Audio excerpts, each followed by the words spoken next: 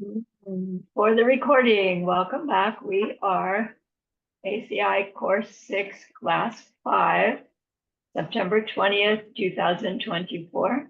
Let's gather our minds here as we usually do. Please bring your attention to your breath until you hear from me again.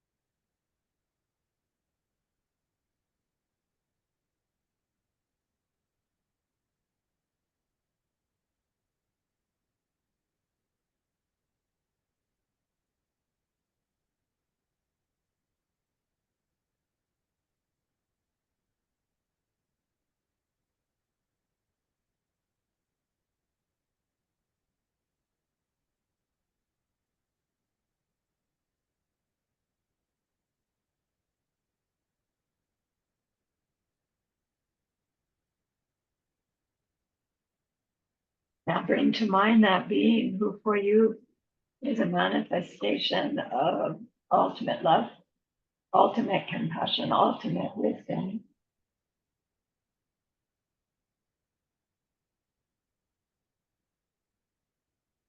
And see them there with you.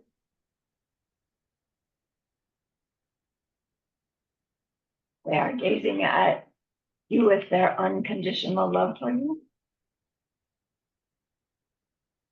smiling at you with their holy great compassion.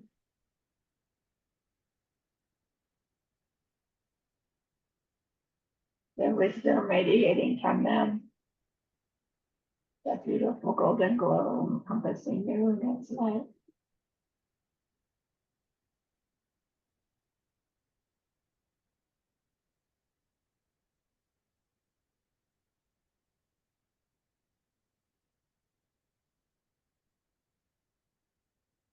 We hear them say, bring to mind someone you know who's hurting in some way.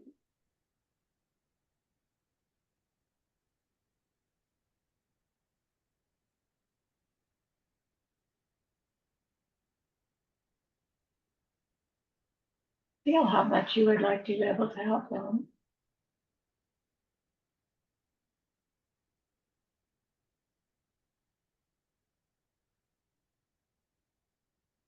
Recognize all the worldly ways we try and fall short.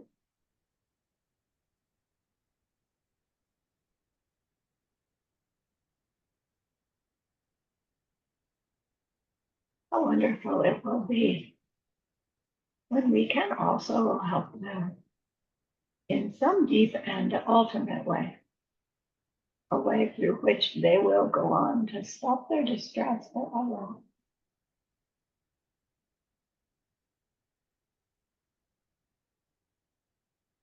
We're learning how that is possible.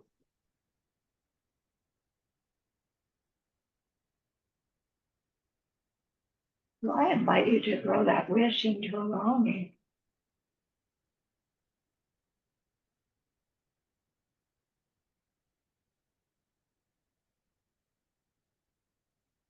That longing into an intention.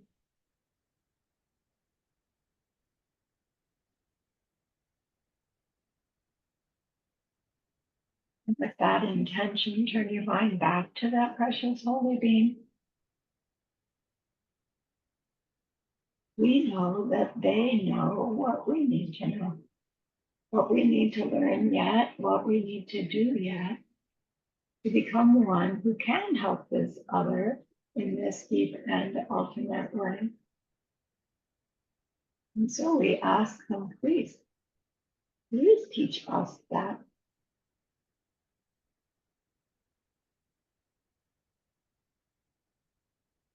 And they are so happy that we've asked. Of course they agree. Our gratitude rises. We want to offer them something exquisite. And so we think of the perfect world they are teaching us how to create. We imagine we can hold it in our hands, and we offer it to them, following it with our promise to practice what they teach us, using our refuge prayer. Here's the great earth, filled with fragrant incense and covered with the blending flows. The great mountain, four lands, wearing the jewel of the sun and the moon. In my mind, I make them a paradise above your down and offer all to you. I just see every living being experience the pure word. You don't go to that no mandala come near that I am.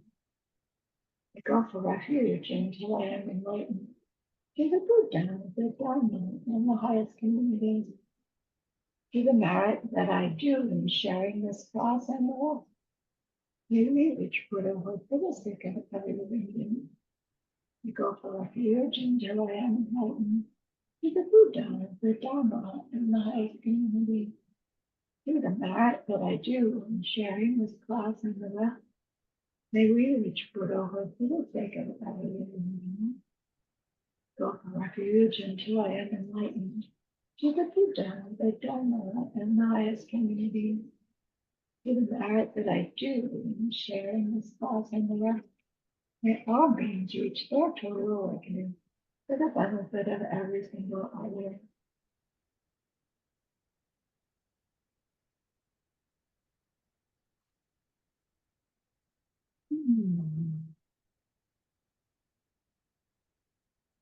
All right, so I'm not going to review the quiz. Instead, I'm going to review the sutra. So we're studying Diamond Cutter Sutra, a sutra from the genre of teachings called Prajnaparamita, the perfection of wisdom,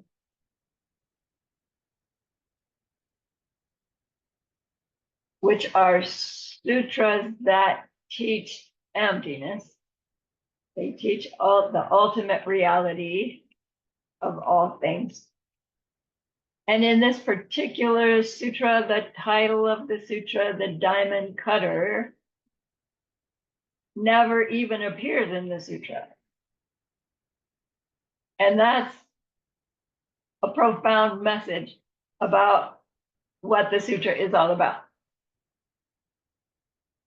So in this sutra, Venerable Subhuti respectfully asks Lord Buddha, someone who's trying to be a bodhisattva, meaning someone who is hell-bent on reaching their total enlightenment so that they can finally help others in that ultimate way, all others. How should they live? How should they practice? How should they think? It's a great question, a great three question. And Lord Buddha answers the question and it becomes the sutra. He says, they should think like this.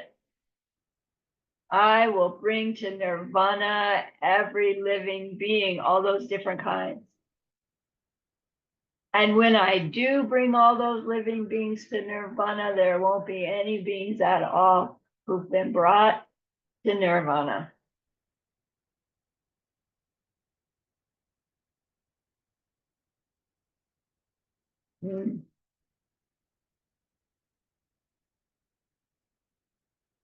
If we think we can bring beings to nirvana, we're no bodhisattva, he's going to say later.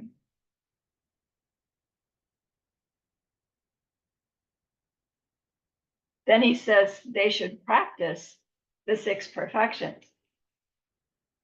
But if they practice these 6 perfections without wisdom, they're not practicing the 6 perfections, even as they do those deeds and avoid those others that are doing the 6 perfections. Because to practice those 6 perfections with wisdom is what makes those deeds make the goodness that's big enough to become the cause for our Buddhahood. They make goodness in a way that doesn't wear out, that perpetuates.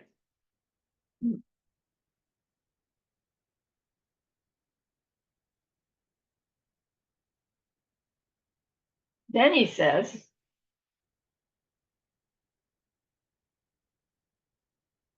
and those marks on a Buddha's body that reveal a person as a Buddha, they're not real.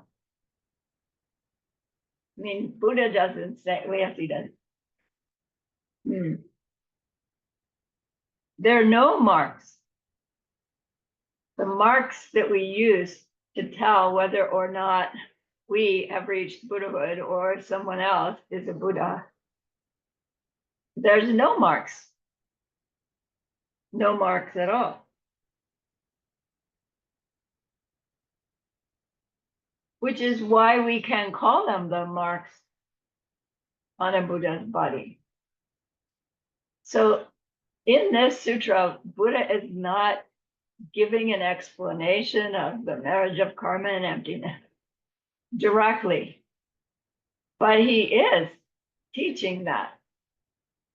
What it looks like, to my mind anyway, is this little snippet and then a different subject and then another different subject. And it's up to us to tie it all together. Thank goodness for commentaries and teachers of commentaries.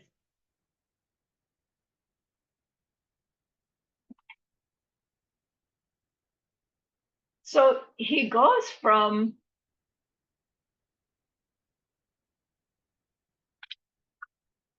getting beings to nirvana who you can't in fact get to nirvana in the way we think, to practicing the perfections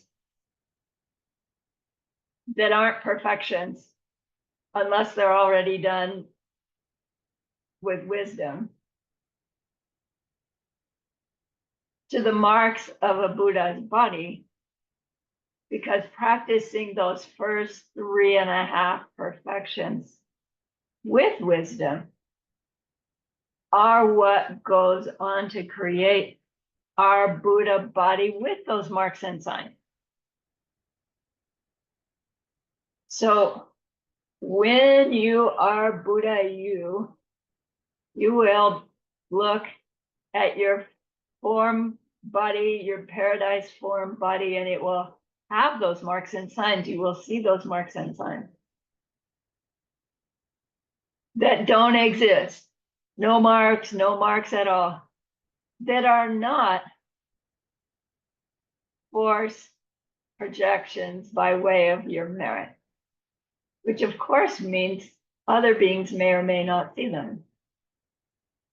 When we look at a being and see those marks, and we think, oh, wow, that person's a Buddha, they have the marks and signs. If we're holding that person and their marks and signs as Buddha in them, from them, we are mistaken. We are seeing signs that are not there. We are seeing signs that we think are from them, not from our projection. If they see the signs on their body, are those signs forced by their own goodness? Yeah. But are those ever the signs that we see? No. Until we are Buddha also, we don't see the Buddha's marks and signs the way the Buddha sees their marks and signs, do we? So it really is slippery. It's like, do Buddhas have the marks and signs? Yeah. Do we see the marks and signs they see? No. Can I see marks and signs on a Buddha's body? Yes, but they're not coming from the Buddha's body. They're coming from my seeds making marks and signs on a Buddha's body.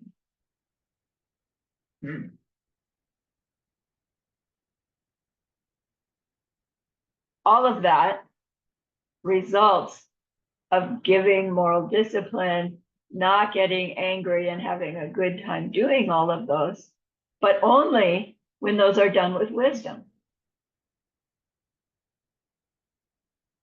So Subhuti gets it.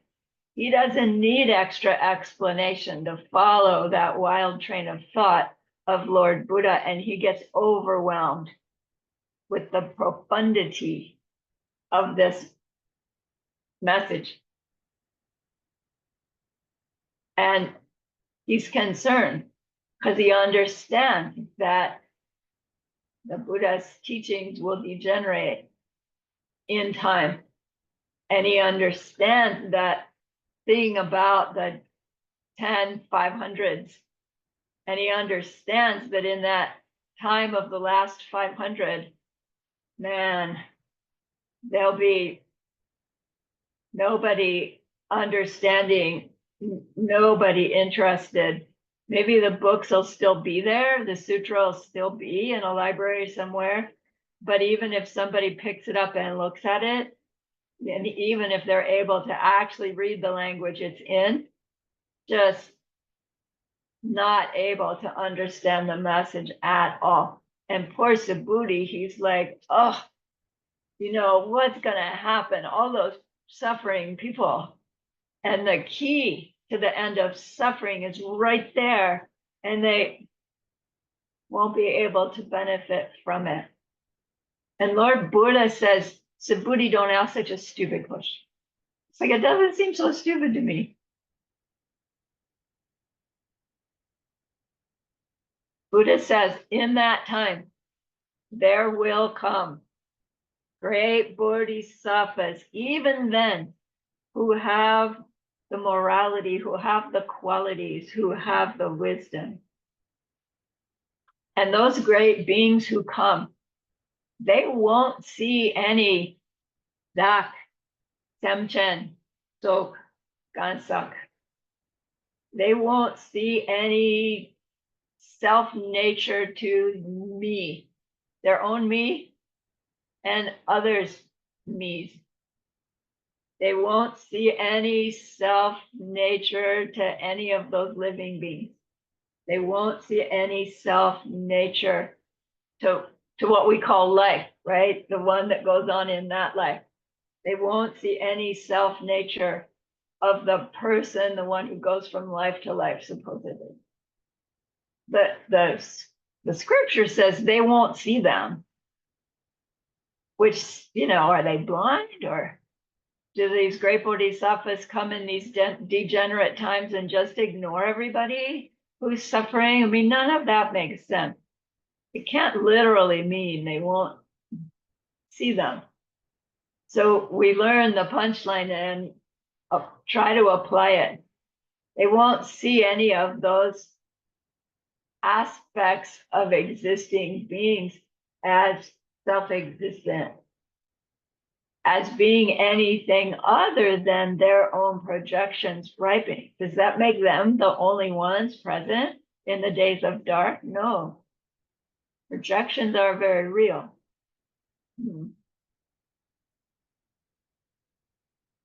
They'll know that all those suffering beings in all those different aspects, their true nature is blank, available to be anything. infinite possibility. And so that bodhisattva sets about to share, to teach, to set a good example, to have a positive, uplifting influence on them. But it's the days of dark. Those beings don't have enough goodness to even benefit from the bodhisattva, very likely. But the bodhisattva knows that they're not dealing in the here and now cause result. They know that any seeds they can plant in those beings' minds are going to go on to benefit them later. So they're not discouraged. And so they do understand the sutra. And maybe that's why they show up in the days of dark. Because they understand and because they see that the sutra is there, but nobody's interested. So maybe they go find a copy, and they walk around their world just reading it to people, even though the people go, what are you talking about? Right? Planting seeds, helping those beings in the days of dark plant seeds that will go on to help them later.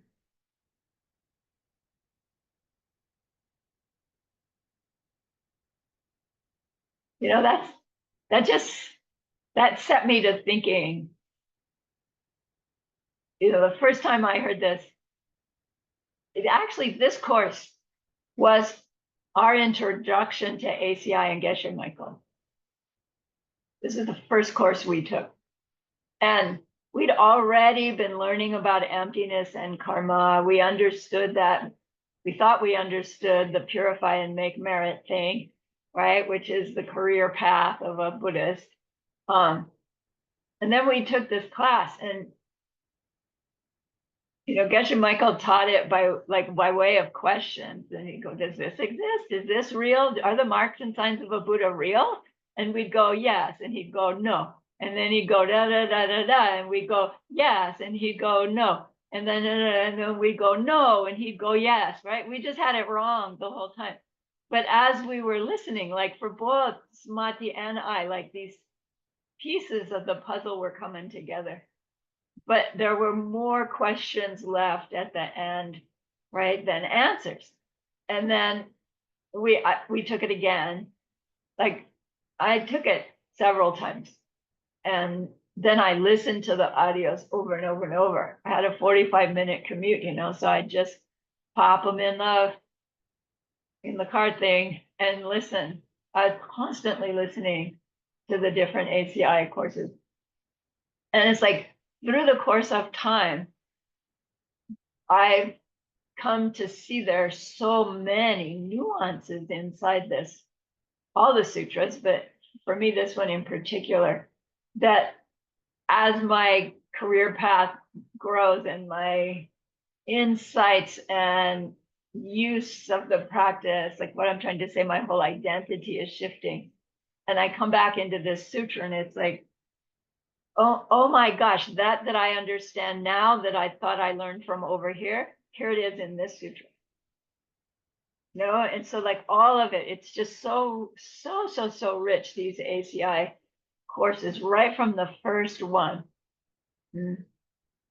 So anyway, from here, don't worry, Bodhisattva, or don't worry, Subhuti, Bodhisattvas will come in those days of dark. Then he goes to what looks like a geography lesson, says Geshe Michael. And to understand it, we need to go to the Abhidharma Kosha, 3rd chapter, that chapter that's describing all existing things in detail. That goes into like all the beings of the world, all the different worlds there are. It describes the bardo, it describes space and time and how the world begins and how the worlds will end. Great detail. So in the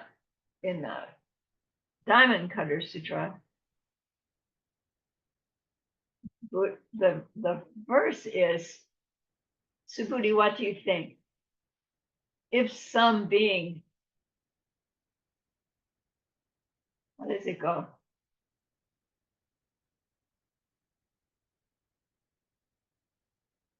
consider, Subhuti, consider the thousand of a thousand of a thousand planets, and consider if someone gathered enough of the seven precious jewels to cover those thousand of a thousand of a thousand planets with the seven precious substances and offered all of that to Lord Buddha, would that be a lot of goodness?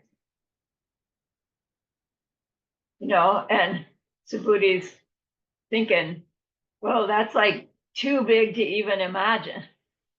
That's going to be a lot of goodness. And Buddha's going to say, yes and no. He'll go on to say, okay, yes, that will be a lot of goodness. But to read one verse of the Diamond Cutter Sutra, to hold the verse in your hand, to teach it to somebody else, to share it, just one verse, that's greater karma, greater goodness than covering a thousand of a thousand of a thousand planets with the seven precious jewels and offering it to the Buddha. And it's like, what? So what does he mean, a thousand of a thousand of a thousand planets? Like, that doesn't make so much sense. So we get to go to our vocabulary in Abhidharma Kosha to see what's that.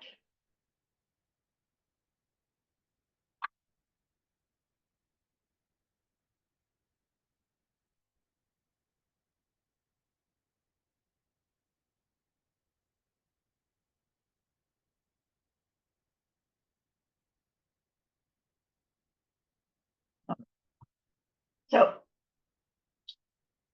Jikten is the Tibetan word, Lokta is Sanskrit. Let's separate that a little bit more. In Jikten, the den part means the basis, and Jik means to be destroyed.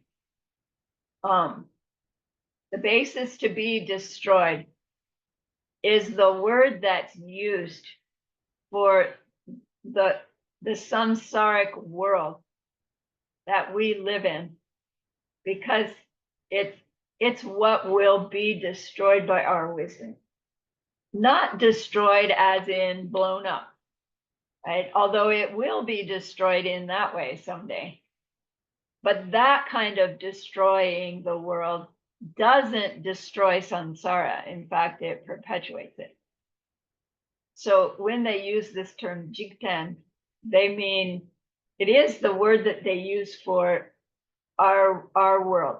It doesn't mean planet Earth, because there are other jiktens, other worlds where beings live that are samsaric. And because they are samsaric, they will be destroyed. When our wisdom takes over, there will be no jikten where we live. Right? Again, our wisdom doesn't destroy planet Earth. It destroys samsara. So the term jikten means this world that we live in, meaning samsaric world. And in the description by Master Vasubandhu of these jikten, each one has a central mountain, Mount Meru, and it's surrounded by the four continents, and the four continents have the subcontinents, right? If you've studied the 37 pile mandala, it describes all of that. And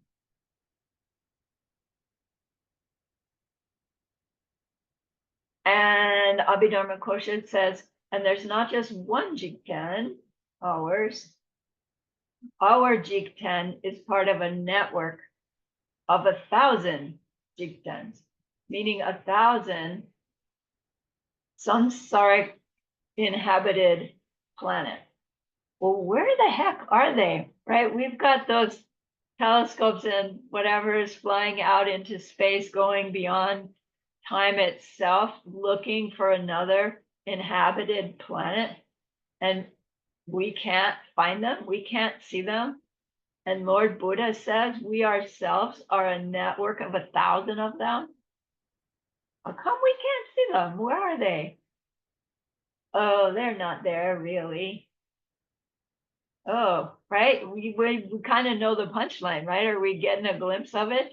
Maybe they're next door, right? Maybe we didn't have to fly out past Pluto to find them. We just can't see them. So these networks of 1,000 planets, there's said to be 3 levels, 3 orders of them. The first order is our immediate network. It's called Tongchipu. Tongchipo means 1,000 of the general type. We, our Earth, G10, is in this 1,000 Tongchipo. Then the second order is called Dongparma. Parma is same word as Bardo, in between. But here it doesn't mean that this is a Bardo kind of network. It's like the next network. So here's our 1,000 network of 1,000 planets. What's called the Tongbarmo is 1,000 of these 1,000. So there are other networks of 1,000 Tongchipus. And 1,000 of those together makes a Tongparma. Following me? Then 1,000 Tongparmas make a Tongchenpo. So we have the first 1,000 inhabited planets with samsaric suffering beings. And then we have 1,000 of those. That makes 1,000,000 planets, right? And then we have 1,000 of those. That makes 1,000,000,000 planets, right? If I've done my zeros right. So Buddha is saying, consider 1,000,000,000 planets. Like that's a number we can't conceive of. I remember years ago, somebody was posting an image, here's one, it's a dot. Here's 1,000. Here's 1,000,000. Here's 1,000,000,000. It's like, wow, at 1,000,000,000. And then imagine 1,000,000,000,000. Somebody's close to becoming a trillionaire. It's just beyond. So consider 1,000,000,000 planets, Subhuti.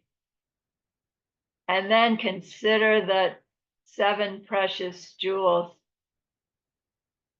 And consider somebody having the resources that they could cover 1,000,000,000 planets with those 7 precious jewels. I don't know how thick, even just 1 gem thick. If you covered the earth 1 gem thick, would that take a lot of gems? Okay, so 1,000,000,000 of those. It's inconceivable. And then offered all of that to Lord Buddha. Would that make good merit? Would that make goodness? Yeah, it would, if you could. And it's like, well, is that the kind of merit we need to make to become a Buddha? Because if so, I'm out of luck. I don't have that kind of resource. I can't even conceive of doing it. I'd love to. Sounds fun, but impossible in our mind. But Buddha's wanting us to get this bigness in mind. Remember our bodhicitta? I want to reach total enlightenment for the sake of all sentient beings. The 2 critical pieces are the bigness of the wish, total enlightenment. Wrapping our mind around what it is to be totally enlightened should feel like trying to wrap our mind around 1,000,000,000 planets, because being enlightened is that much bigger, right? Bigger than that much bigger than our own frame of mind.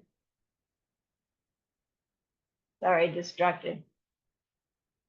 The second part of bodhicitta is the all sentient being. And trying to wrap our mind around what all sentient beings means. We can think, oh, 8 billion humans, that's a lot. But what about all the ants, all the mosquitoes, right? All the animals. There's more than 8 billion animals. And then we learned about hell beings and all the rest of it. It's like, it's too big. Right.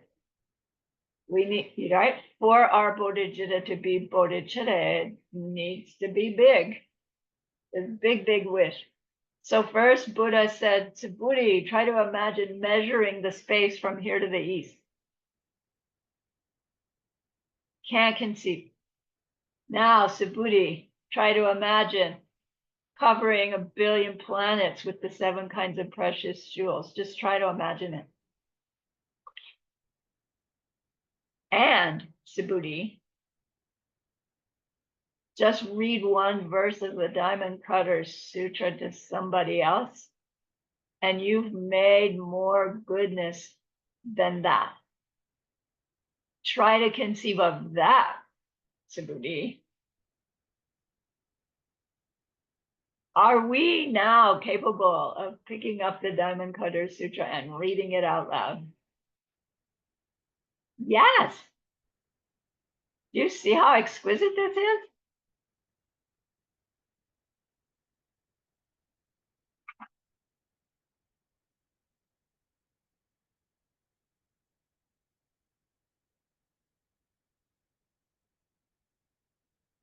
So do we think Buddha's exaggerating?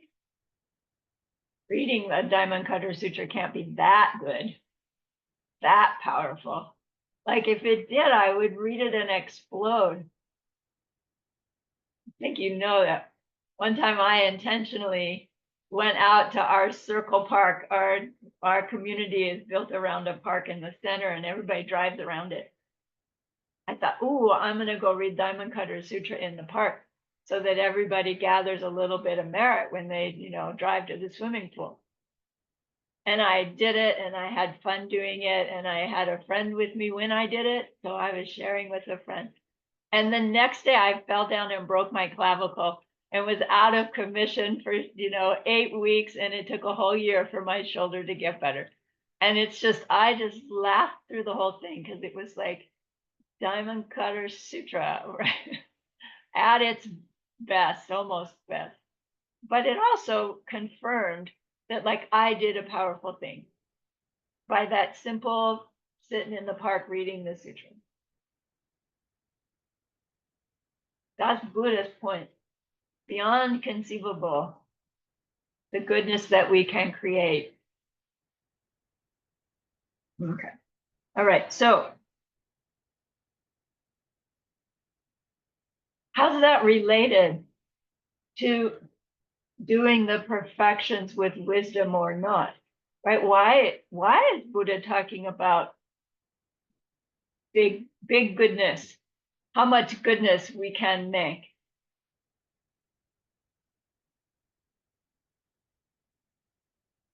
Mm.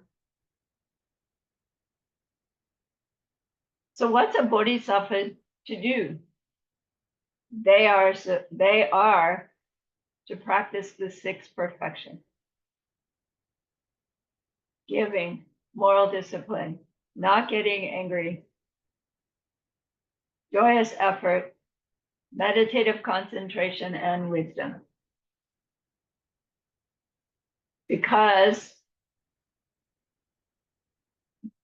Buddha knows that the seeds planted when doing those specific activities are the seeds that grow into our form body of our Buddha and our mind body of our Buddha. So he wants to he wants to make it easy for us. He doesn't need us to reinvent the wheel. So he teaches us about it.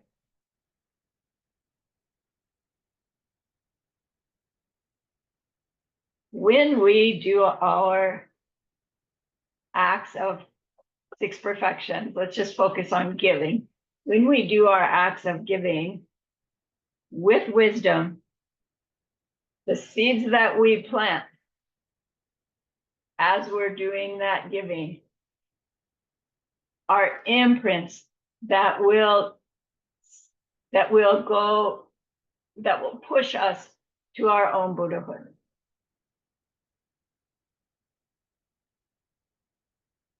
Even the tiniest piece of bread to a little bird done with wisdom is Geshe said, a direct jet to your Buddhahood. We don't need to do the 7 precious jewels on the billion planets thing. If you can do it, do that with wisdom, right? But we don't need to do that. We can do the dishes with wisdom, and it will contribute to our Buddhahood. Now we're in the arena of something that we can do. If we can do it with wisdom. So, paramita, let me put a space here between here and here. The 6 perfections are called the 6 paramitas. Paramita is Sanskrit. It means gone to the other side, gone to the far side. It means gone, done it already, paramita. So it's like we practice the 6 perfections. We're practicing the 6 activities that make us gone to the other side. It doesn't really quite make sense.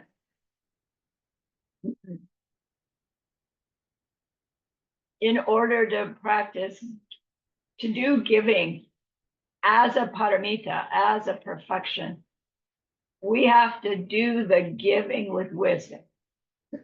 Doing the giving with wisdom technically means as we are doing the giving, we are directly aware of the ultimate reality and appearing reality of the one to whom we're giving, the thing we are giving, the act of giving, and the self doing the giving.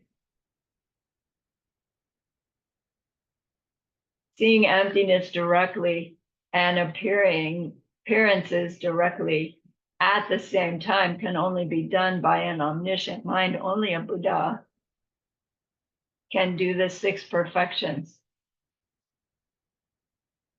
Well, wait a minute. If doing the 6 perfections is how I become a Buddha, but I can only do the 6 perfections once I am a Buddha, like how is this system going to work? In Tibetan, the 6 perfections, or not the 6 perfections, but the paramita, the gone to the other side, is translated as paro to chimpa.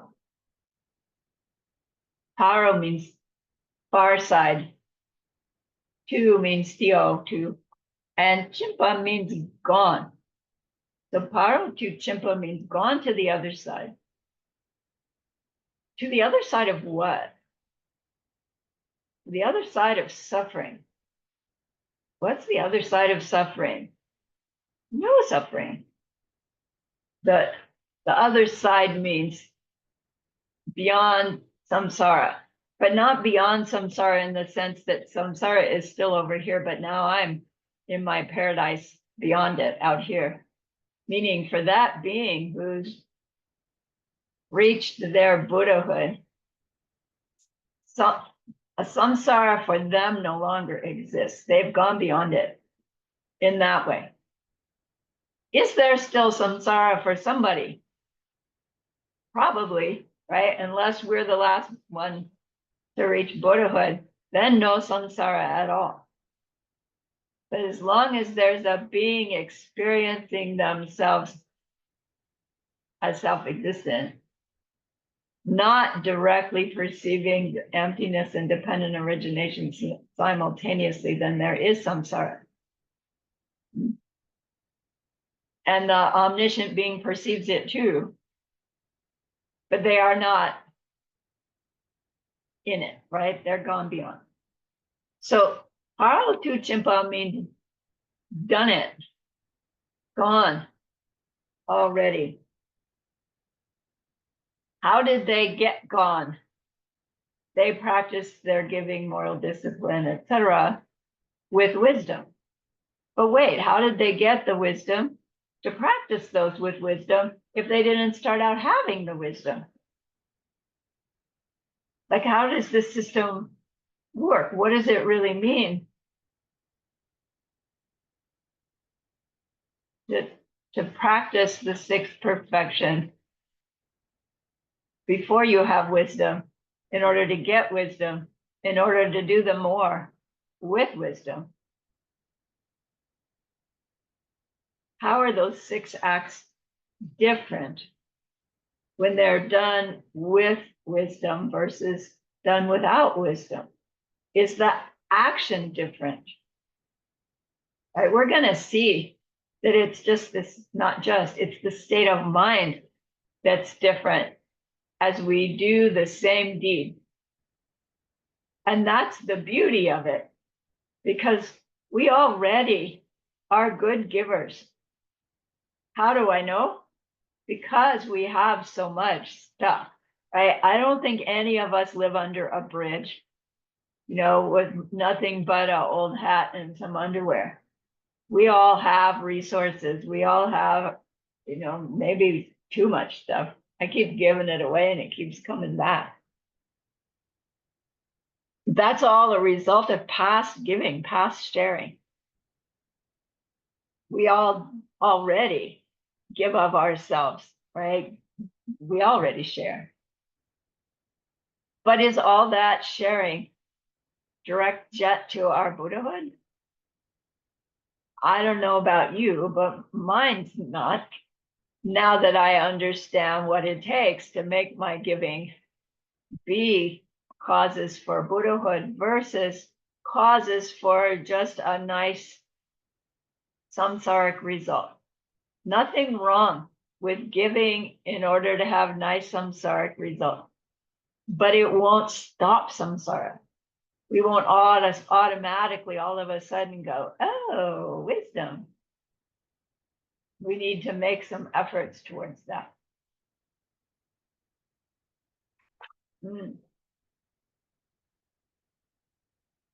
Wait. So Paratuchimpa means doing the 6 perfections perfectly.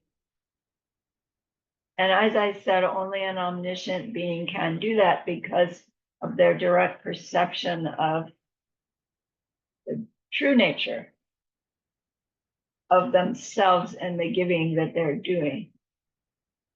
And so in other Prajnaparamita sutras, Buddha explained this conundrum about the 6 perfections done perfectly or not perfectly, and how that works for those of us who couldn't understand it from the discussion with Subhuti. And in this other sutra, I don't have the name of it, Buddha uses the whatever Sanskrit term for the Tibetan translation, which is paro tu chin che. So paro tu chin che means that which makes us gone to the far side. Right? Paro tu chimpa, gone, done, finished, got it perfect. So now we do our 6 perfections perfectly. Paro tu chin che is the deeds, doing the giving, moral discipline, etc., in such a way that the seeds planted are taking us to Parotu Chimpa, gone. Not there yet. So Geshe-la says, let's say Parotu Chimche now means perfectionizers. The deeds we do to become perfections, to make those deeds perfection. Are they different deeds? No, same deeds, but done differently. Oh, wait a minute. It's not the same deed if you do it differently. Different state of mind, something different on our mind as we're doing the same deed. Now we can say that deed is a perfectionizer. What makes an act of giving a piece of bread to the bird a perfectionizer for someone who's not yet Buddha?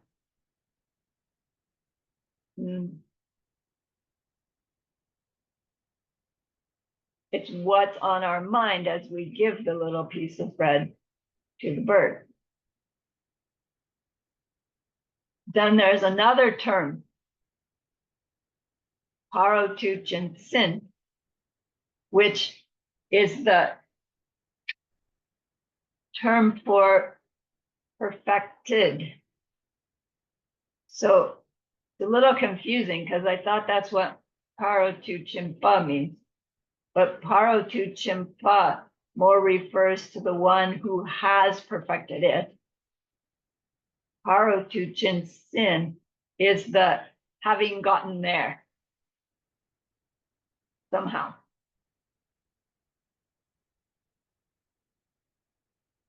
So when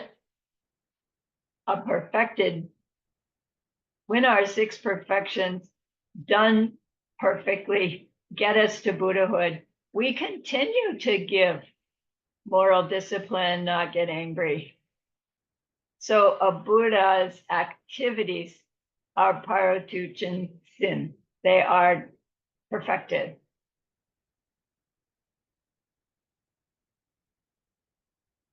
Now, in this sutra where Buddha is describing the perfectionizer versus the perfected, Geshe Michael quoted this sutra. It's called the Briefer Prajna Paramita Sutra, called Dupa.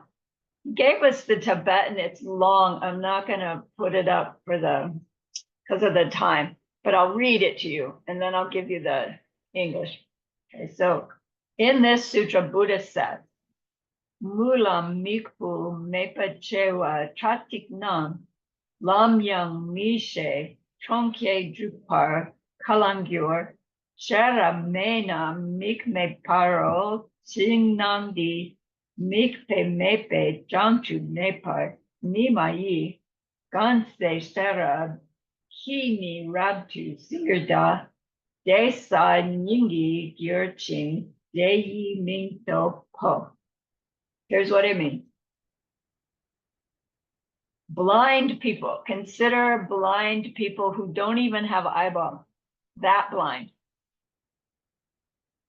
If a trillion of them gather together, they could never find the road, let alone the destination city.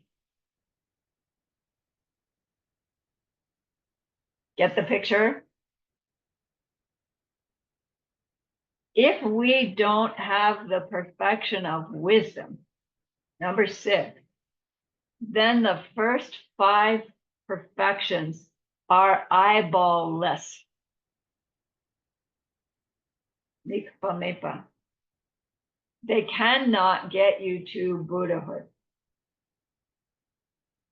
If we are able to get wisdom, then we will have found our eyes. And then they can be called perfections, meaning those deeds can be called perfection. So without wisdom, we are blind beings. We can't find Buddhahood. We can't even find the road to it. But once we have wisdom, we apply it to all of our deeds. And then any of our deeds will fall within those first 3.5 perfections. Right? Everything that we do in life is some level of giving, some level of moral discipline, some opportunity to not get angry, and an opportunity to do it all enjoying ourselves. So once we have our perfection of wisdom, we apply it to everything. And then every activity becomes a cause for our Buddhahood. Remember when we were learning about bodhicitta? And it's like with bodhicitta, every little activity is a cause for my Buddhahood. And here it is again. Until we have wisdom, none of our other activities will take us to enlightenment. They can't be called perfections or perfectionizers. I don't know, I'm hearing myself and I'm getting discouraged. So if it takes the first 5 to get to the 6th, wisdom, and we can't actually do the first 5 without wisdom, like how do we ever get on the upward cycle? No wonder samsara is so hard to break through.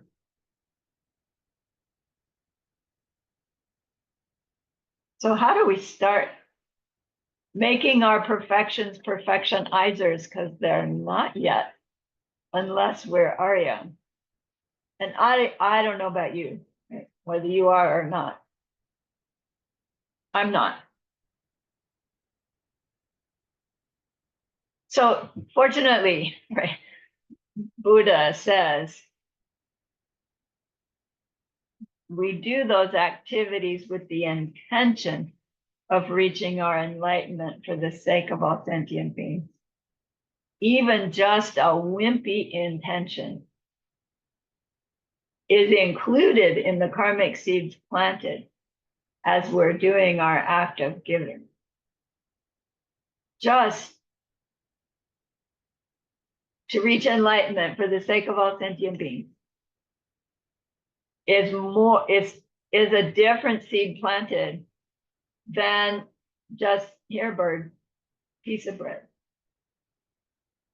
Well, then, to what extent do I need to have it in my mind? To what extent do I need to be thinking emptiness in my intention?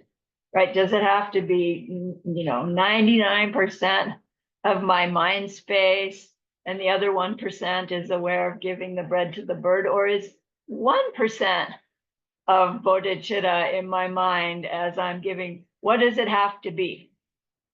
And you know the answer. Any amount is better than no amount. And as we have a little bit of awareness of bodhicitta, it's in the seeds. And our next opportunity, it'll be a little easier to have it more and more and more. So, thank goodness. They say just to have the intention to reach total enlightenment for the sake of all sentient beings as we're doing our act of giving is starting this process of growing our acts of giving, etc., from just plain old acts to bringing us to the wisdom that will then allow us to do those same deeds as perfectionizers on our path of habituation that will then bring us to our Buddhahood, in which we can finally help those others in that deep and ultimate way. We start with the intention. Are we capable of doing that? I hope so. Right? Remembering the intention in the midst of a situation when we're first training, it's like, oh, 2 hours later. Oh. And then 10 minutes later. And then maybe at the end of feeding the bird, I'm supposed to have bodhicitta in mind. And then pretty soon, it's like, okay, before I actually give the piece of bread, we'll go into it a little bit more.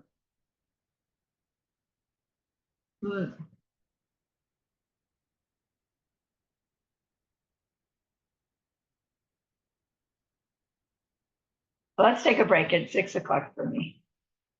I'll stop share and pause the recording. I appreciate that.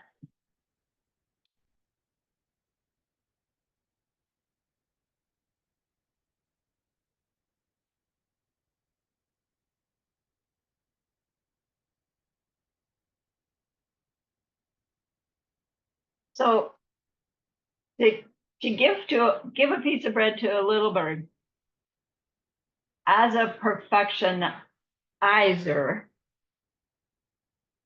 would be, there's a little bird.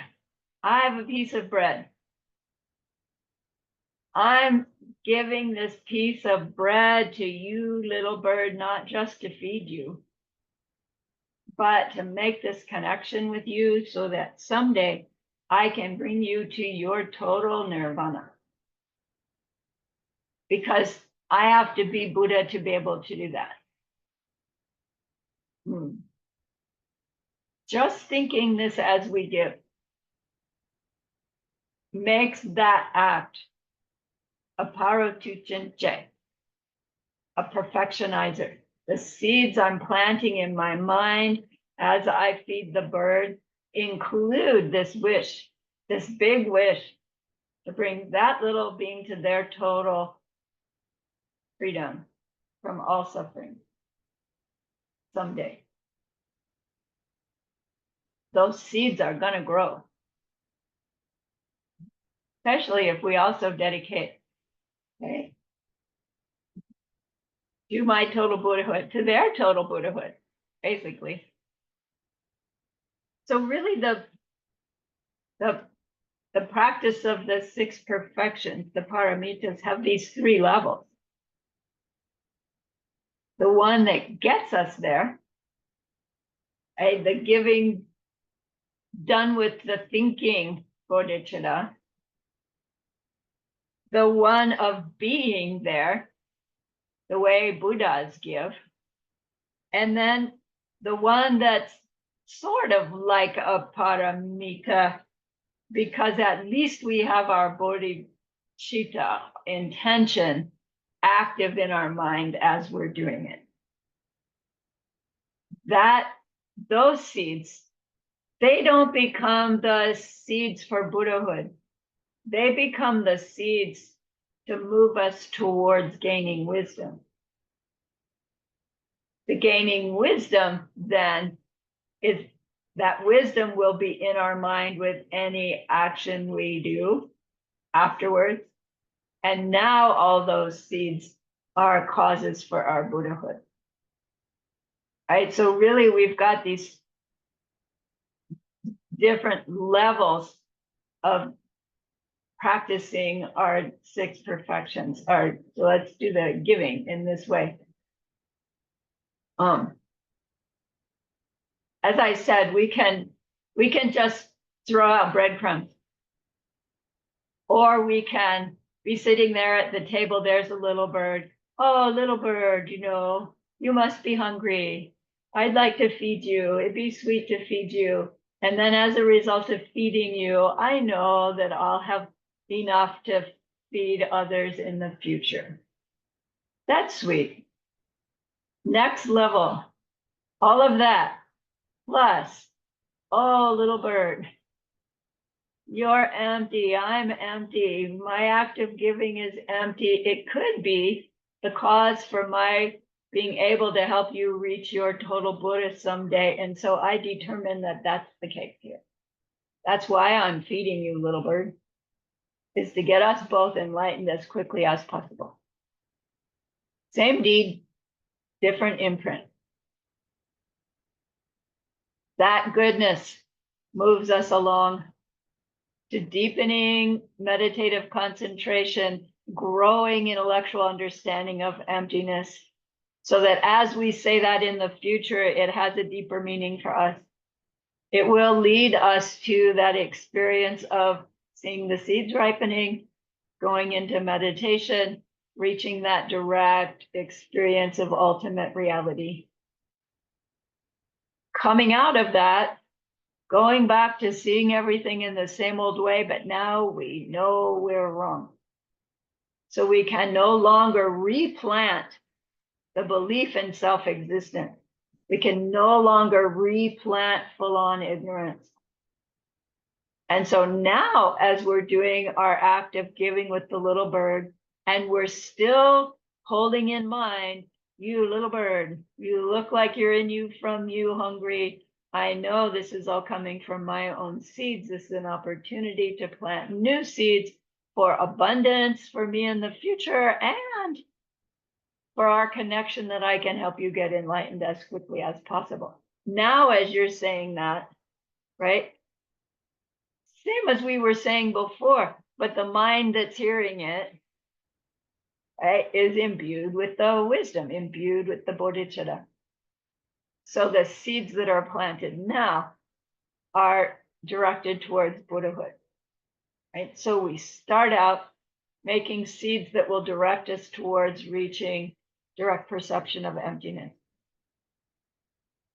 Then those same deeds repeated, which we're good at by then, are the deeds that take us to Buddhahood. It's a beautiful system, right? An upward spiral. It's like a system that can't fail as long as we put in the effort to hold that intention in mind. And it's stupid hard to do when we're out in our world because we're in so automatic pilot. But it's just habit. And as Master Shantideva says over and over again, there's nothing we can't learn to do if we just make habits, building new habits. It's doable. We've all learned new things. So in order to move us from the level of doing our 6 perfections as sort of like perfections, right, with our imposing our intention, to being one where the doing the act of giving is an actual perfectionizer, we need to understand this thing called Korsumi Mikpa. Right? This is what we're trying to do as we hold our intention, feeding the little bird, to try to get to doing that as a perfectionizer. Korsumi Mikpa. Let me get this down a little bit. Yeah, here it is. Korsum means the 3 spheres. I think we've talked about it before. The 3 spheres of any experience is the subject side, the object side, and the interaction between. But when we go trying to pick out what we don't see in the 3 spheres, it ends up that there are 4 factors within the 3 spheres, which is like true to Tibetan lists, isn't it? 6 of these, of which there are 7. Anyway, Korsumi Mikpa means the 3 spheres to not see them. And in this sutra, Lord Buddha is teaching about not seeing things, right? The bodhisattva that comes in the days of dark doesn't see other living beings. Well, literally? No, of course not. Anytime we hear the does not see, it means to not see them as self-existent. But then what do we mean by self-existent? Oh, don't see them as not coming from their own causes. Great, not helpful. Don't see them as being whole without their parts. True, but not helpful. Oh, not seeing them as having their own identity and nature in them from them. Because to not see something that way when you're seeing something means it can't exist in that way, in it, at me. It does exist. I am experiencing it. So, right, it's coming from something else. it's coming from something in me, something about me that's making me experience it this way. So to not see it means to not see it as coming from its own side. Every time you hear the not see in the Diamond Cutter Sutra, add that as coming from its own side. So Korsumi Mikpa. Do your act of giving without seeing the three components, and your act is being done with an understanding of emptiness. And that act will lead us to gaining perfection number 6, wisdom. And then that act will be done as a perfectionizer later, right? Later in our future. So what are the 3 aspects of Korsum? The 3 aspects of which there are 4. Roxana, can you save your questions till the end, please? Thank you. So Yul means the object. In the case of the giving the piece of bread to the bird, the object, the Yul, is the little piece of bread. To not see it means to not see it as self-existent.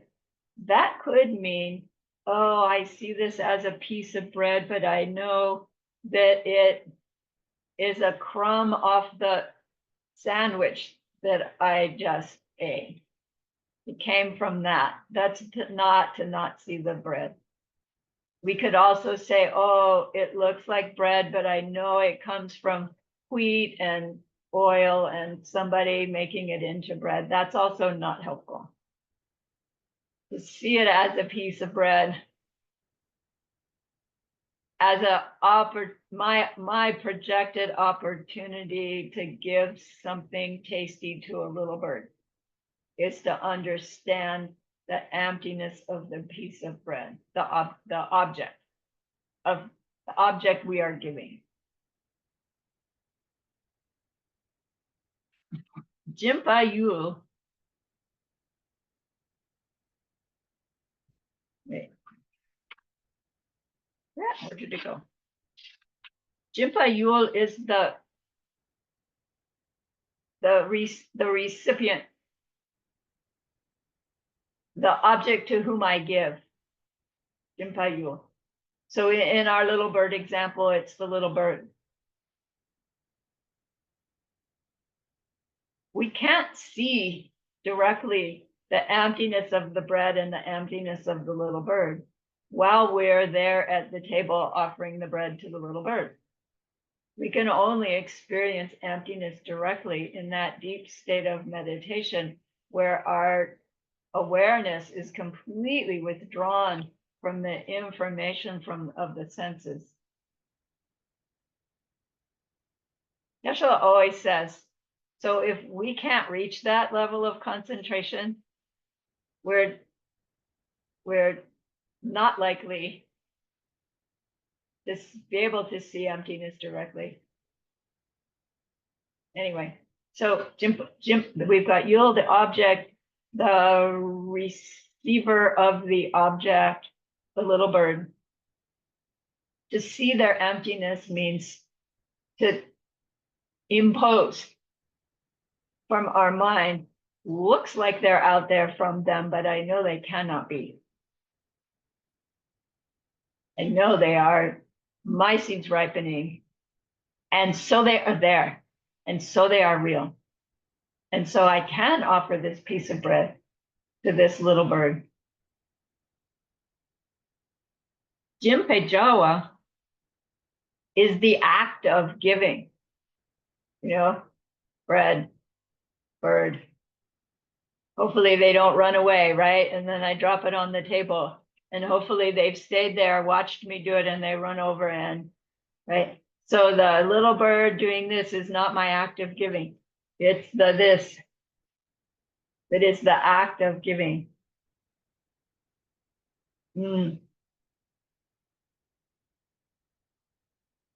Jimpa Po is the giver, right? Or us who's giving. It's funny that they, in the three spheres, they don't even talk about the giver. It seems like a pretty important piece, the emptiness of me, but it's included in the giving. And it's a subtle message, technically, that when we're considering the emptiness of the act of giving, it has to include the me doing the giving. And our ignorant mind says that the me and the me giving are two independent objects of awareness. But when we really stop and think about it, there's no me sitting here that all of a sudden becomes a me that's giving something to the bird. There's me, the ripening me sitting here, and then the ripening me giving the bread to the bird. So the act that we're considering in our three spheres includes the me. But that means as we're considering this act of giving bread to the bird, it looks like I'm giving bread to the bird, but I understand that the little bird could see a monster coming at it and could be very afraid. Right? That there's nothing good or pleasant or kind about this act in it from it. It's all my intention behind it. And I don't know how the recipient's going to take it. Right? Have we ever done something kind for somebody and we get a bad reaction from the person? I've had that. Have I ever given someone a bad reaction when someone has tried to help me? Oops, I've done that too. So, on one level, the act of giving is what I'm doing going to be seen by the other, experienced by the other in the way that I intend for them to experience it. And we don't know, right? We don't have any control over that. But include in your analysis of the act of giving, where's the you inside that? Is there a you separate from it? Or is that you? Is that you? Is your act of giving your identity at that moment? So it's this exploring the Korsum Mimikpa for an act of giving or moral discipline or not getting angry. It's really rich. It's not something that we just sit down and think about and, okay, I've got it. Right? We cook it and cook it and cook it and cook it, and it'll go deeper and deeper. And then it gets more and more clear how we want to be holding our mind as we're doing an act of giving. And it takes time before that state of mind becomes our automatic pilot as we're going through our day. But that's the practice. That's the fun of the practice, actually, is, really working with our state of mind and how well we can hold it.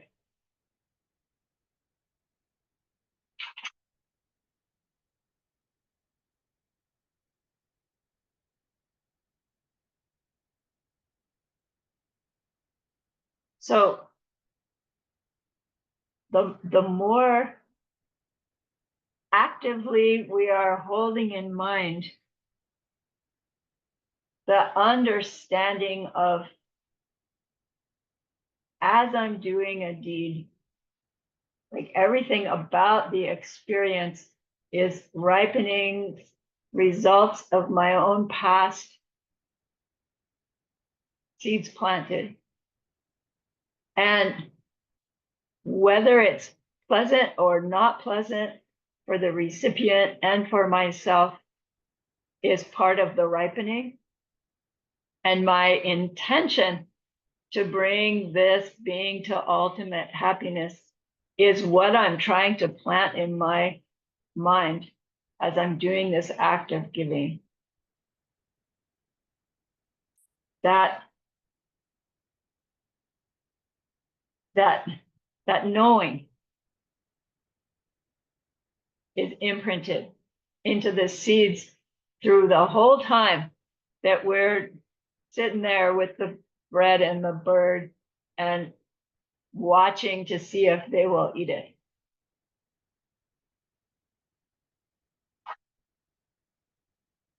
This moves us towards gaining wisdom.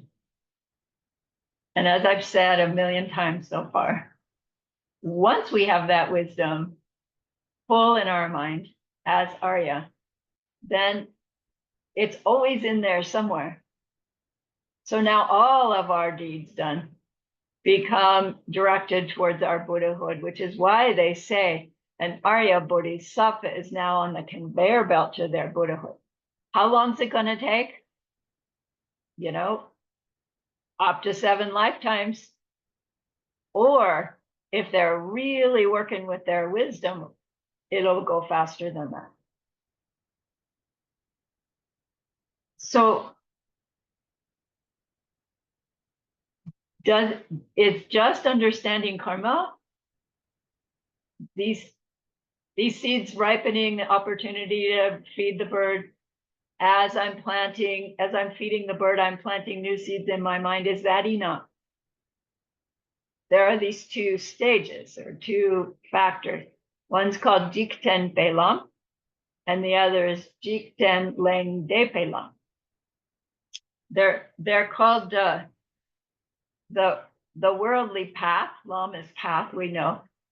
Jikten Pelam means the worldly path, which means our understanding, our belief in karma is active in our mind, but we don't really know why that's important.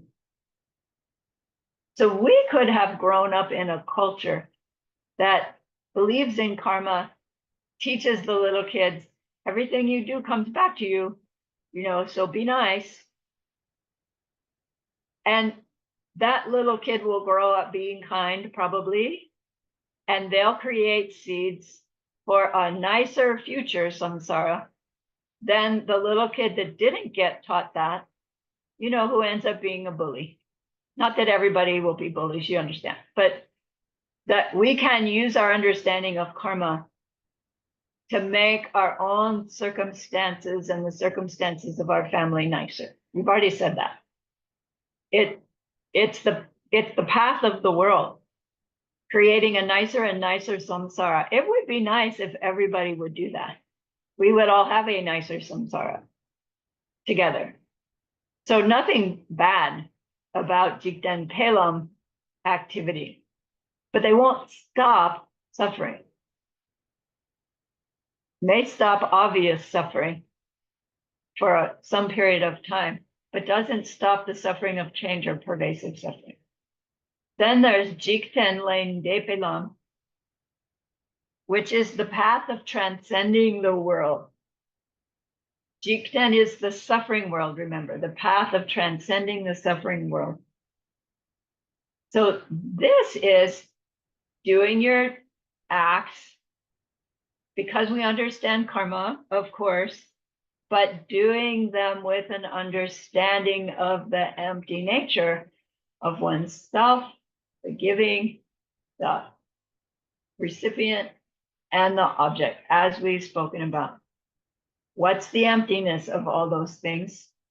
Their identities are not in them. Their qualities are not in them. What I see is coming from me. Their identity is in fact blank, available to be what my seeds are making me see. If it's pleasant, great. Let's share it. If it's unpleasant, great. Let's burn it off. Our ignorance wants to blame them. Blame the thing that's pleasant for my pleasure, in which case I want more. I want it for me. If it's unpleasant, we blame the other for the unpleasantness, in which case, get rid of them, push them away. I don't want any more of that.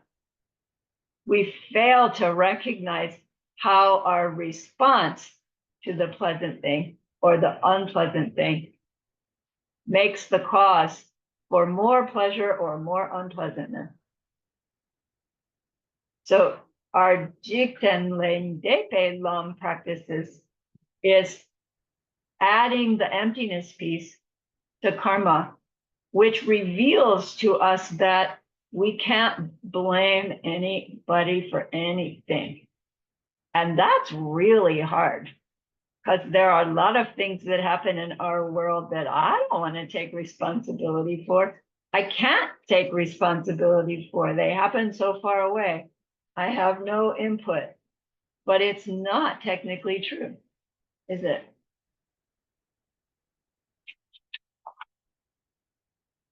So the short version would be, here I am, there's the bird, here's the crumb of bread, I'm empty, they're empty, bread is empty. All of this can be helping me reach Buddhahood so I can help them reach Buddhahood here. Right? That's not so hard. If we just have some way to remind ourselves to do it.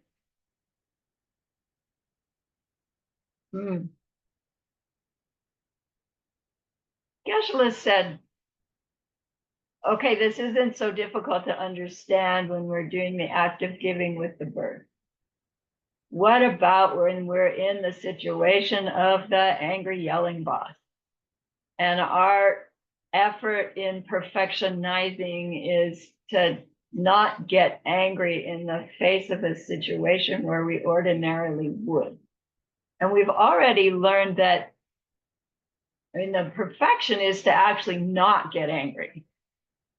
The perfectionizer is when we are getting angry, but because of our understanding of emptiness and karma of the three spheres, we refuse to act in the way our anger insists that we act.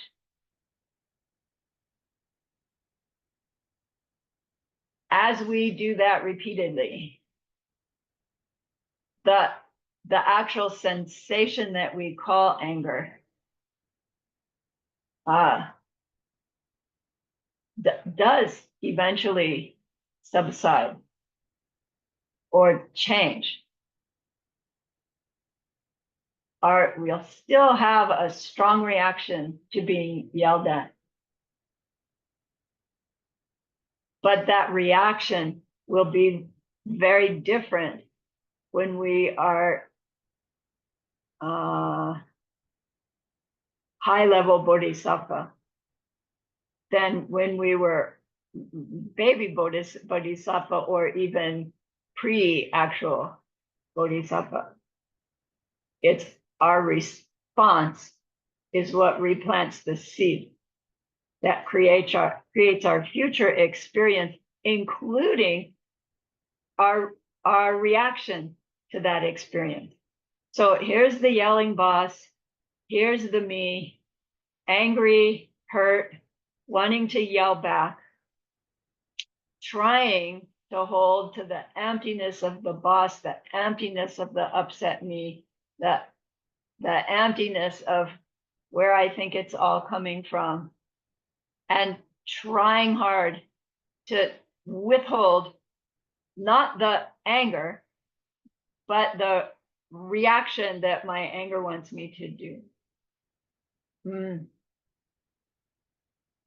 We cannot, in the midst of that, stop and think, oh, they're empty, I'm empty, right? We're too involved in the situation. And so our task is, just because there's some vague thing in the back of our mind is, I just want to stop this cycle. I'm going to refuse to yell back for as long as I can. Maybe we can delay it a minute while that boss is going on and on and on. And finally, you can't hold it anymore and you blast back. And afterwards you go, oh man. But the delay, the struggle for that 1 minute is a really, really powerful goodness. And so you go, I dedicate that struggle to next time. It'll be longer, and then longer, and then longer and longer. So that as we respond differently, we're burning off that negative experience without replanting it in the same old way. But then we would also want to think, maybe we're not a yeller, but we're getting yelled at often.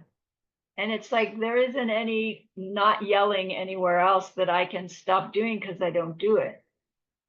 But we're getting yelled at, our mind, we're getting hurt in some way. Our mind is getting disturbed in some way. Is there some place in other aspects of our life where our actions are disturbing the mind of another? Not yelling, but I don't know, maybe I have a habit of ignoring somebody. And then that upsets their state of mind because they think I disrespect them.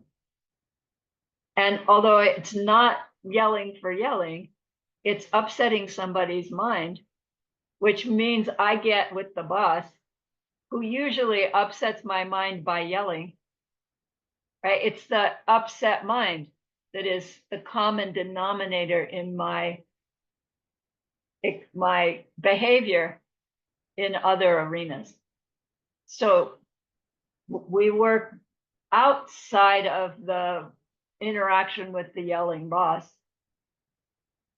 We work inside the relationship with the yelling boss to change it, but we work outside that relationship as well. And it's probably actually more functional, more doable to work with where we're upsetting other people's minds. It's not so charged as being yelled at by the boss, in order to help us change our reaction when we are being yelled at by the boss. You see how it all comes together? Understanding the empty nature of the three spheres with the karmic ripening nature of our experience is the two factors that makes our interaction with our day-to-day experiences Jikten Len Depelang, right? The path that will transcend the world, as opposed to simply trying to be more kind, which is Jikten Pelang, the path that's still within the world, making a nicer world. A nicer world will come about as we are working to transcend the world. But transcending the world won't necessarily come about by just acting from an understanding of karma. Needs the understanding of emptiness as well. So Geshe says we really need a little logic lesson to better connect the dot. And I don't know, I still find he gives us this logic lesson to better connect the dot, and I find that it makes the dot connection go. It makes it more complicated, but there's a reason for it. So we're saying that giving the piece of bread to the bird causes our enlightenment, actually causes our Buddha's form body. So there must be a connection between these two, the act of feeding the bird and our Buddhahood. There's two ways that things can be related. They can have a relationship of identity, or they can have a relationship of cause and effect. The relationship of identity is like set and subset theory in mathematics. How is a motor vehicle and Toyota related? They have a relationship of identity such that all Toyotas are motor vehicles, but not all motor vehicles are Toyotas. Motor vehicle is the big set. Toyotas are a subset of the big set.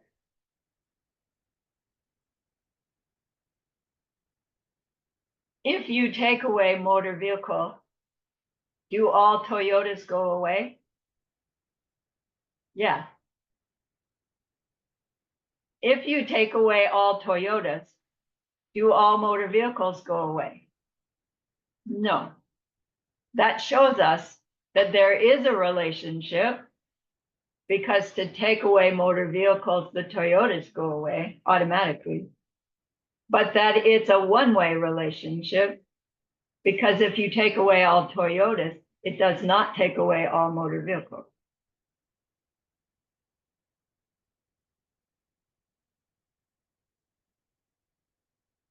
Another example, more classic to the literature, is consider red and crimson. They have a relationship of identity, which is a one-way relationship. Right? If there's the color red and there's the color crimson. If you take away all things crimson, do all red things disappear? No, because there are other kinds of red than crimson. But if you take away all red things, do all crimson things disappear? Yes, because they're inside the category of things that are red. And it just seems like, yeah, duh, we know that. But it's a deep significance to study set and subset, and we will see that as part of next class. It becomes the topic of Chichera.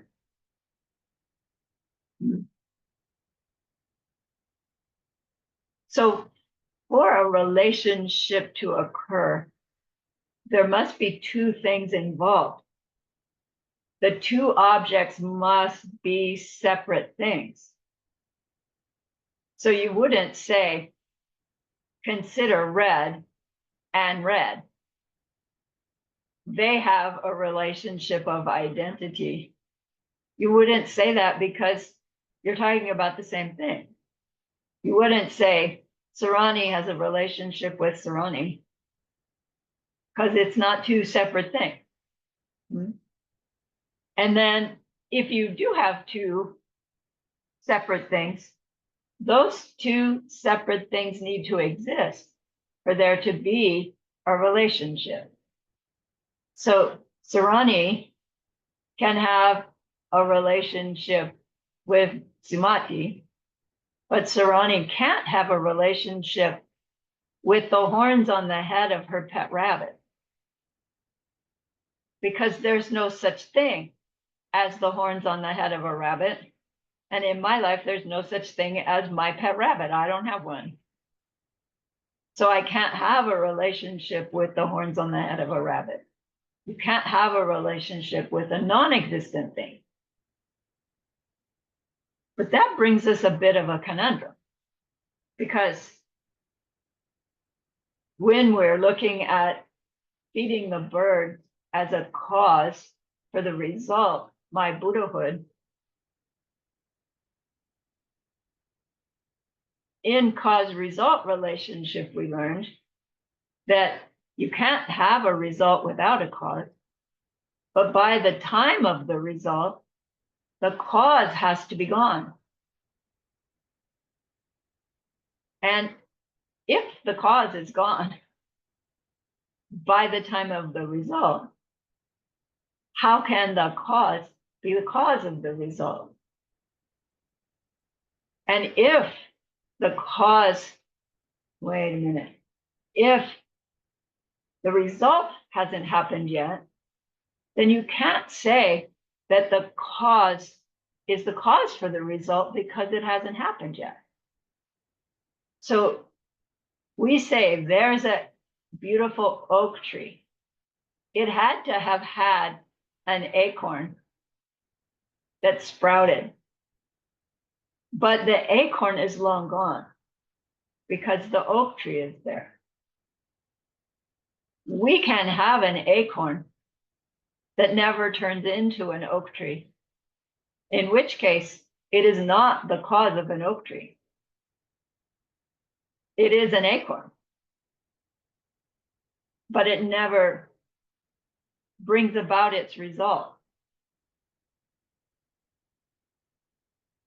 By the time of the result, the oak tree, even the oak sapling, the acorn's long gone. So how can an acorn both be a cause and not be a cause and not ever touch and be gone by the time the tree is there and still be the cause of the tree? How can the act of giving a piece of bread to the bird, even with wisdom, be the cause for our Buddhahood? How can that cause have a relationship with our Buddhahood if our Buddhahood doesn't even exist yet? You can't have a relationship between two non-existing things. But you can't have a result without a cause. So it's all a conundrum, right? I still feel the conundrum in my own mind. But the conundrum is because as I'm describing a cause and a result, we can't help but think, oh, there's cause has something in it, from it, that has to come out of it, that makes the result there, that will be in it, from it. And when we think it through like that, it's like, well, that's just ridiculous. You know, if the tree depends on the acorn, and the acorn depended upon a tree before, like, where is the real cause and effect happening? It's not in the material cause and effect happening. It's in the perception of the beings who are seeing that cause and effect happen. Do acorns make oak trees in our world? Yes, they do. Why do they do that? Because we interpret information otherwise unidentified as oak trees come from acorn. And so they do.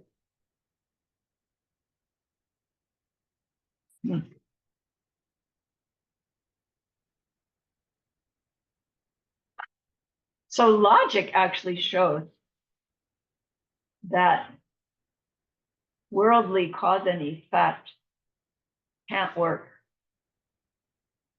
which is why sometimes acorns make oak trees and sometimes they don't. Sometimes turning the key in the car starts the car and sometimes it doesn't. Because the worldly things are working or not working according to other factors, according to the factor of, is it pleasant? Result of my past kindness. Imprint on my mind of past kindness. Is the past kindness still present when its pleasant result comes? No. But is the mental imprint from that past kindness grown, right? We think kindness is gone, the result can't happen because the seed is morph. Then you would have to see, well, really, the result comes out of the seed, not out of the deed. But the deed made the seed, and the seed makes the result.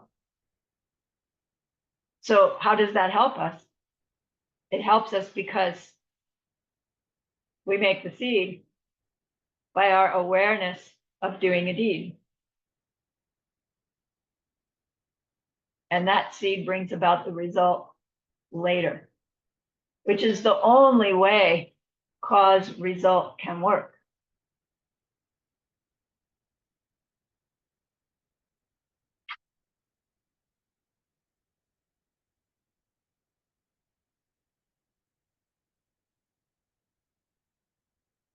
So there's a question on your homework. It says, so do karma and its consequences exist? Right? Logic says no, not in the way we are thinking. When the action exists, the consequence is yet to come, and in that sense does not yet exist. When the consequence has arrived, the karma that caused it is past and therefore is non-existent. But as we conceptualize karma and its consequences do exist, and they have a relationship of cause and effect that we put on them, because they are empty, they can and do project things in relationship.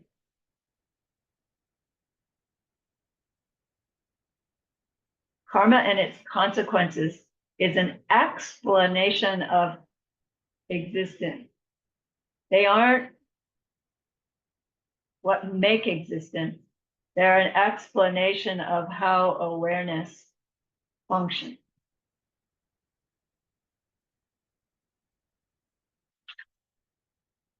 So we asked before, how is it that we ever do our first 5 perfections well, in a way that will bring us to wisdom, because we need the wisdom before those first 5 will actually be planting seeds for our Buddhahood.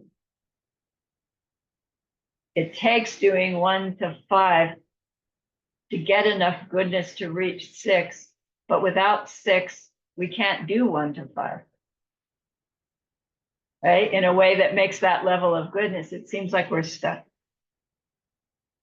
Choni Lama says, it's true that it takes the wisdom of emptiness to make the perfections truly perfection. But it's also true that the Buddha said we can call our acts of perfections if we are doing them with the intention to reach enlightenment. We can call our acts perfectionizers if we are doing them with the intention to reach enlightenment, because to have this intention makes the deed have some similarity to a perfection. So any little bit of bodhicitta in mind, as we're doing anything, increases the power of the seeds planted by that doing. So we hold our intention to reach wisdom as we give to the bird and don't yell back at the boss. It will grow us towards gaining that wisdom. And then we continue to do our first 5 perfections with that growing state of active wisdom. Once a bodhisattva reaches their direct perception of emptiness, they're on the first bodhisattva bhumi, and their focus of practice is their giving, their perfection of giving, meaning now they're using their wisdom in their mind as they give throughout the day, not just the opportunity with the little bird. And they move through those bhumis. Their giving gets perfected, meaning their state of mind is growing. They're active. This is emptiness of the 3 spheres, karma ripening my seeds, opportunity to plant. Moves into their focus of practice being their avoiding harming others. Doing kindness. Doing both in order to get enlightened. That moves into their practice of not getting angry. It all gets easier and more fun, so that then their focus is having a good time, gathering, purifying and gathering goodness. Purify and make merit. That all leads to deepening meditation on the cushion. They're Arya. Their meditations are deep. Still, deeper concentration in meditation, bringing them closer and closer to seeing emptiness directly again. But also means increased mindfulness off the cushion. Early Aryas still see things the same way. They still get their mental afflictions bubbling up. They've only lost 3 out of the 84,000. It still takes cultivating that ethical mindfulness to catch their automatic reaction and change it. All of that goodness growing and being directed towards their Buddhahood.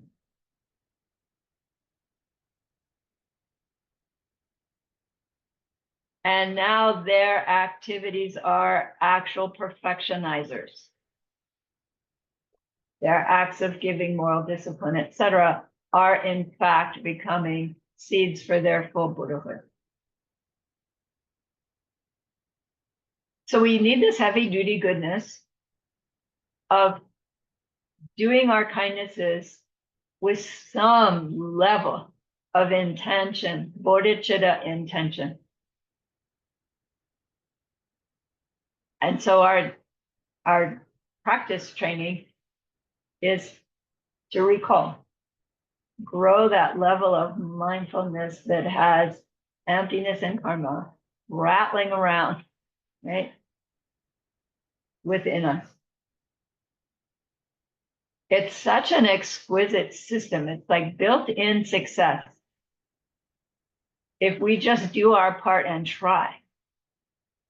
We don't have to do the 6 perfections perfectly. We can't. We don't even have to do them with wisdom until our mind has it. The intention is enough. The extent to which our intention is there, it increases the power of the seed. So little baby intention is enough. Big intention is better, right? But it's not like if it's not 50% or more of your mind, forget it. Every little bit helps. It's so beautiful. So Buddha has said, just read one line, one verse of Diamond Cutter Sutra. Help one person understand one verse of Diamond Cutter Sutra, and you make more goodness than all those jewels on all those planets. Subhuti. Does it mean just reading the sutra?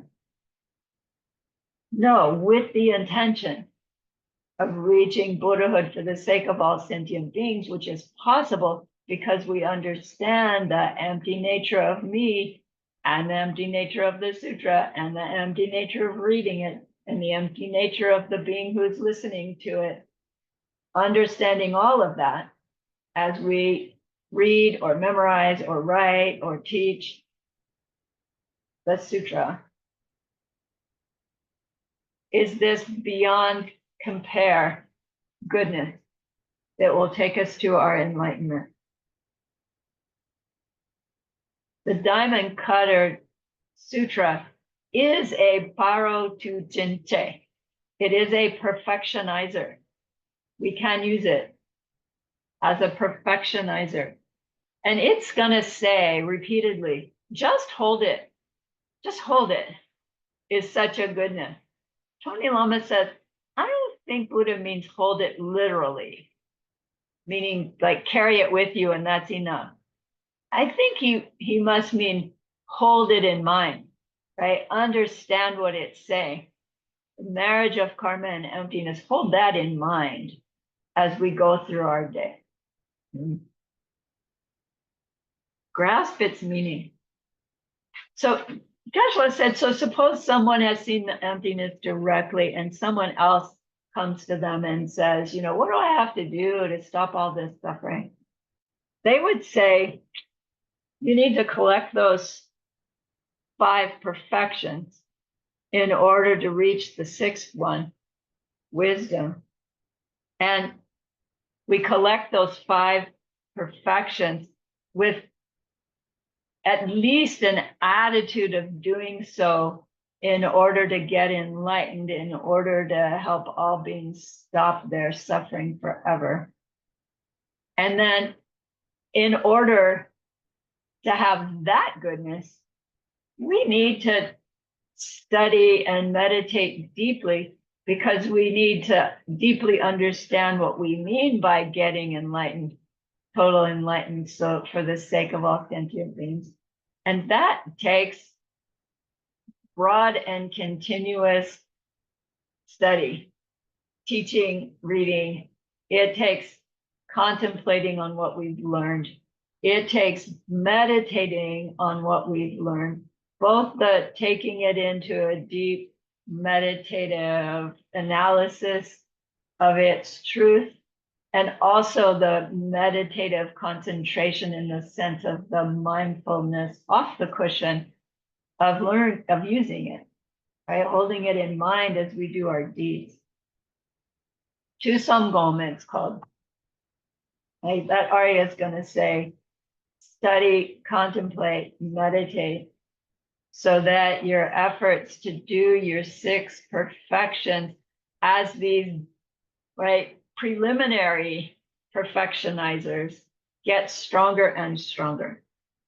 And then they would say, finally, and probably within all of that, most important is do your Guru Yoga. Guru Yoga is Sanskrit term for finding your personal fit teacher. And yoga with them, yoga means, glue yourself to them. Literally, they mean go find your teacher, go serve them. Do their laundry, do their grocery shopping, take them to the doctor's office, right? We know, we've heard Geshe Michael's story. And then it's like, yeah, but there's not enough to go around. And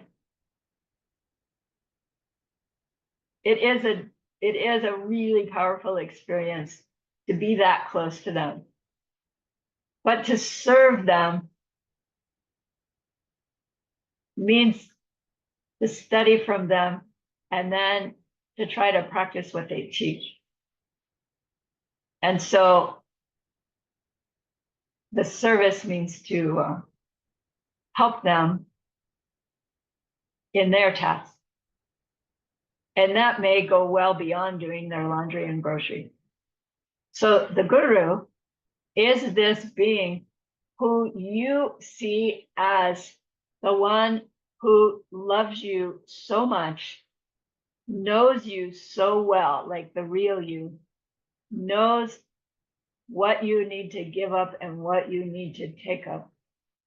And that is their goal, is to get you enlightened as quickly as possible.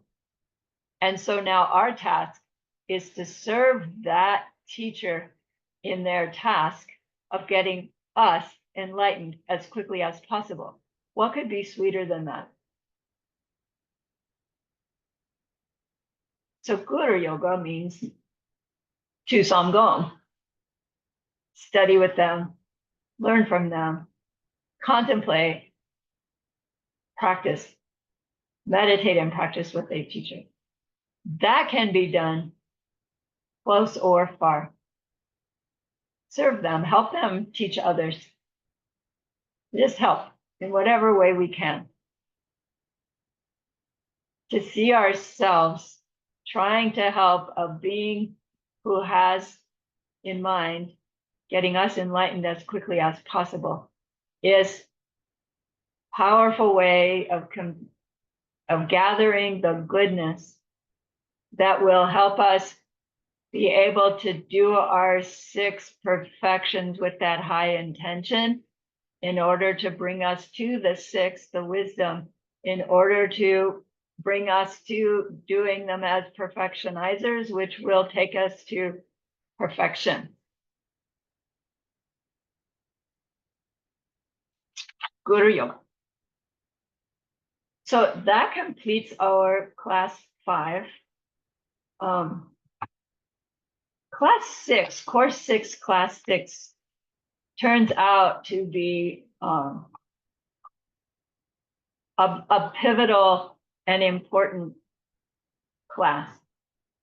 And after it was given the first time, Geshe would say to people, this class is one that you want to hear for the first time, like in person. So Zoom qualifies for in person versus hearing it for the first time on a recording. So he would say in his classes, move mountains to be in class for class 6. Be here on time. Be here with this high intention, right? Of like sucking it in so that you can change your world. Once you've heard it for the first time, then gather as many recordings of it as you can and listen to them over and over and over again. You can get a recording of the first time Geshe Michael taught it in New York City from the ACI Dharma.org, the download of the recordings from this course. Then I think on Knowledge Base, there's several other versions where he's taught it. And it's worth listening. It's the same material, right? It's a different time frame and a different audience. And so each time it's got these little nuances. Hear it for the first time live, and that'll be next Monday morning, right? Our Monday morning. So please, please, please, right? If there's anybody else, I don't know, you'll get the recording. Hopefully they'll hear it and they'll have the seeds to be here. All right, so remember that person we wanted to be able to help. We're learning so much with the intention of learning it and using it to help that other in that deep and ultimate way. And we've just heard what an exquisite goodness that makes. So please be happy with yourself. Accept that you have made that goodness. It is inside you. And think of that goodness like a beautiful glowing gemstone that you can hold in your hands.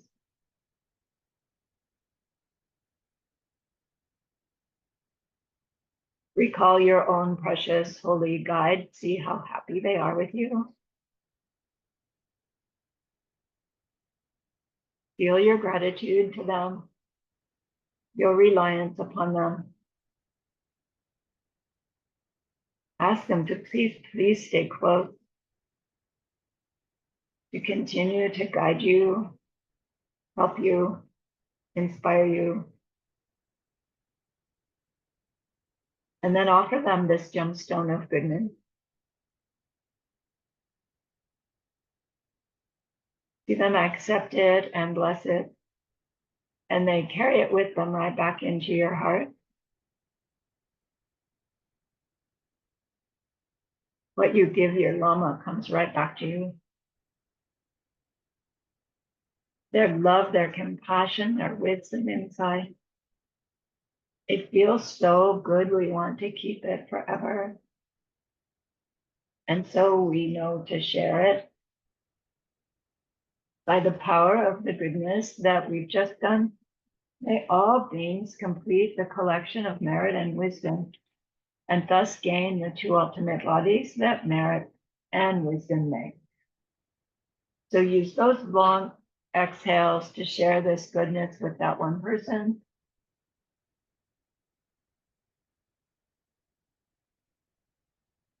To share it with everyone you love.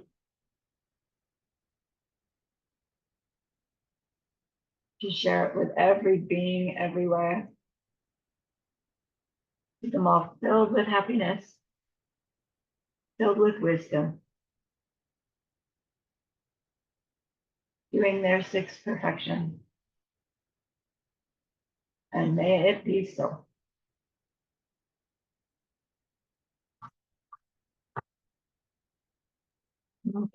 Thank you so much for the opportunity to share. Thank you, dear Holy Lama. Beautiful.